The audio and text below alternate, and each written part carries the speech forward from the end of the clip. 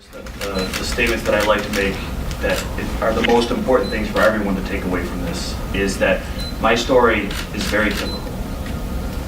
Almost all of the veterans that come through these programs have gone through the same things that I have, which is one of the keys that make this program work. Because if it works for me, it can work for almost any other veteran that's going to come through this program. So I went into the Marine Corps in 2002. I went in for a really kind of ridiculous reason. I just joined because my friends joined. It wasn't because of 9/11. It wasn't because I wanted to serve my country. That didn't come until later. I served in the United States Marine Corps until 2006. I deployed 3 times, twice to Afghanistan, once to Iraq. My third and final deployment was a very difficult deployment. I was in a very volatile region of Afghanistan, and I was far away from a lot of the main bases in Afghanistan. So I came home. I got an honorable discharge, and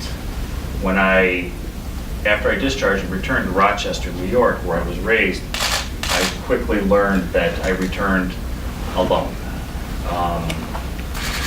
The family that I had before I was in the Marine Corps, they were there, but they were not there. Because of how war changed me, it cut off all of the relationships that I had at home. I didn't want to be around anyone. I really didn't want to do anything for myself. I was absolutely okay with sitting in my apartment and looking at war videos on YouTube or things like that. And I got involved with drugs, which is another very typical common thing that happens with the veterans who are going through our criminal justice system. Mostly because, drugs are terrible, but there's a reason why people do them. I just wanted to be okay. That took me down a really dark road to a point where I became homeless. Another important thing to remember about me is my childhood was like a fantasy childhood. It was great. There was no trauma. My parents to this day are some of the most supportive people in my life. A great family. So these things didn't happen until after I got home from the military. So, there's this person who was raised, again, in a very great home, no trauma, went to school, had a good job, returned, and now I'm homeless and addicted to drugs. And that got me to the point where I don't ever remember really wanting to die, but I remember just not caring if I did or not. And I more specifically remember a time when I was at the VA, and I was sitting next to a Vietnam veteran, and I was telling him about this story. And I was telling him about how I was going to try whatever they were going to offer me to get me off the streets. And he looked at me and he said, "You know that you made a sacrifice, and now you have to live with that sacrifice. And this is part of that sacrifice. There is no answer. There's no cure for what is going on with you. So take solace in knowing that at least you did something great for this world, and the suffering that comes with it, you just have to deal with it."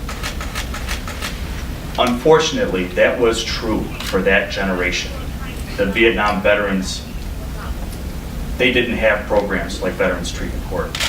And so I walked out of the VA that day knowing that I was not going to have a future, that it was all over for me.